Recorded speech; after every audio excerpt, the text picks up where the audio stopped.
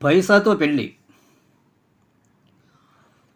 ఒక ఊళ్ళో ఒక ముసలిది తల్లిదండ్రులు లేని మనవణ్ణి ఎంతో గారాబంగా పెంచింది. వాడి పేరు వెంకటప్ప. వాడు ఏమంత తెలివితేటలు గలవాడు కాదు. కొంతకాలానికి వెంకటప్పకు పెళ్ళిడొచ్చింది. వాడితో పాటు గాలికి తిరిగిన కుర్రాళ్ళందరికీ పెళ్ళిళ్ళైపోయాయి.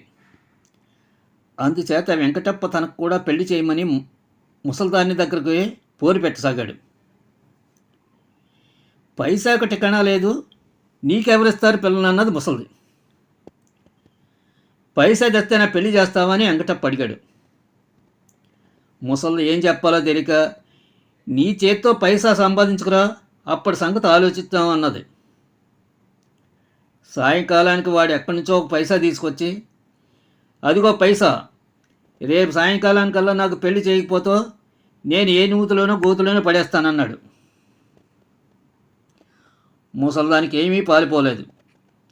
వాడిదంత మట్టిబొర అయినందుకు ఆమె చింతించింది.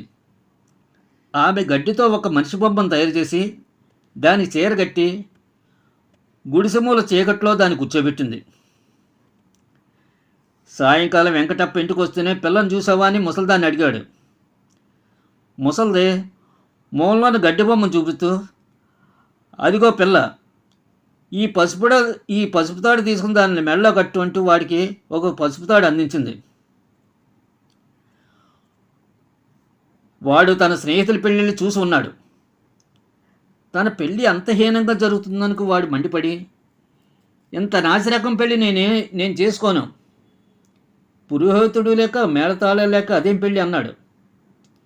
నేనేం చేయను, నువ్వు తెచ్చిన పైసా పిల్ల ఓలికే సరిపోయింది.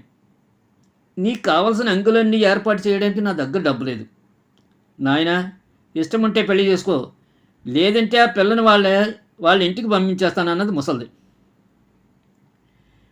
పెళ్ళి అయ్యిందేనే చాలుకొని వెంకటప్ప చీకట్లో మూలనున్న గడ్డి బొమ్మ మెడలో 3 ముళ్ళు వేసేసాడు.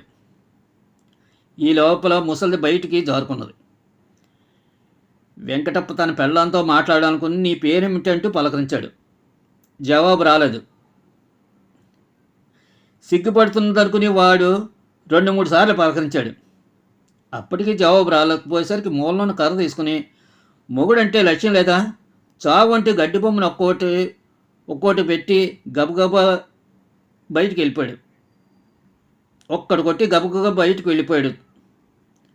చాటు నుంచి ఇదంతా గమనిస్తున్న ముసలిది లోపలికి వచ్చి ఆ గడ్డి బొమ్మను తీసుకుని దూరంగా వెళ్ళి తగలబెట్టేసింది. ఆ రాత్రి అంతా ఏటో తిరిగి వెంకటప్ప పొద్దున్న ఇంటికి తిరిగి వచ్చి ఇల్లు 4 మూలలా వెతికిన పెళ్ళం ఏదని ముసలిదాన్ని అడిగాడు. ఇంకెక్కడ పెళ్ళం, రాత్రి నువ్వు కొట్టావని అలిగి పుట్టింటికి వెళ్ళిపోయింది అన్నది ముసలిది. వెంకటప్ప పశ్చాత్తాపడుతూ, సరే వాళ్ళ ఇల్లు ఎక్కడో చెప్పు, తీసుకొస్తానన్నాడు. ముసలిది తికమక పడింది. ఏదో ఒకటి చెప్పకపోతే వదిలిపెట్టడు.